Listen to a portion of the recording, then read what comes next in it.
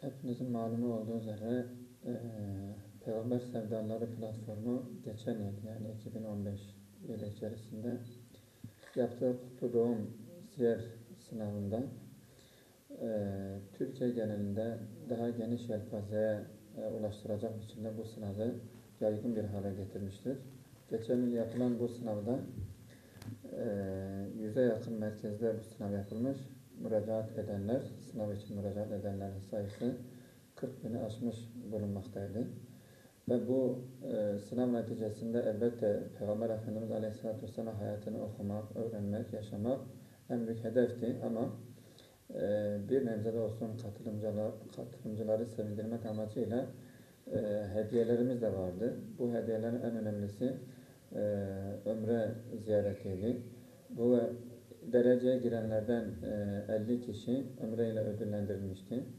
Bu 50 kişinin ödülleri önümüzdeki aylarda gerçekleşmiş olacak. Onlarla diyalog kurulacak. 50 kişi bu ömre ödülünü alanlar kafile halinde yarı yıl tatilinde belirlenen zamanda bu ziyaretin gerçekleştirilecektir onlar da. Tabi bu ömre ödülünü alanlarla irtibat kurulacak, onlarla bir şekilde temas kurulacak. Ayrıca önümüzdeki yıl için yani 2016 yılı için de biz siyer sınavının startını vermiş bulunmaktayız. Bu amaçla 3 kategori biçiminde sınav düzenlenecek. Farklı kitaplarla sitemizde bununla ilgili detaylı bilgiler sunulacaktır. Ama müracaatlar 1 Aralık tarihi itibariyle başlayacak ve 22 Ocak'a kadar devam edecek. Sınavın yapılacağı tarih de 31 Ocak 2016 olarak belirlenmiş bulunmaktadır. Çok önemli bir aksilik olmadığı sürece sınav tarihimiz 31 Ocak 2016 olarak belirlenmiş bulunmaktadır.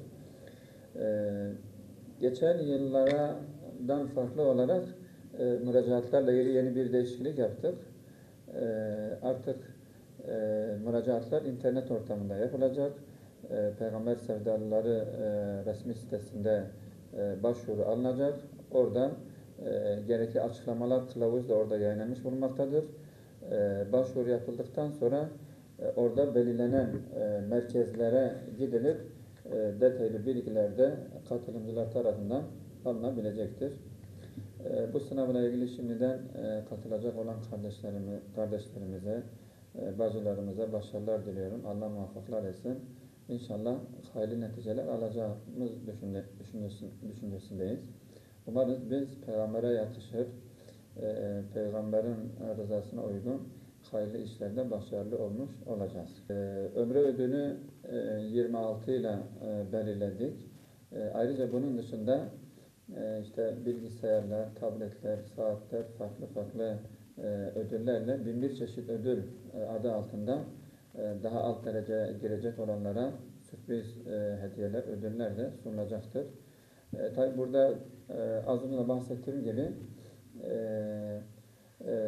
ödülden çok gayemiz Peygamber Efendimiz Aleyhisselatü Vesselam'ı öğrenmek, onun hayatından örnekler almak ve hayatımızda, günlük yaşantımızda ondan bir şeyler alabilmektir. Bu anlamda biz eğer başarıya ulaşabilirsek, Peygamber Efendimiz Aleyhisselatü Vesselam'ı tanıtabilmişsek biz kendimizi mutlu hissediyoruz.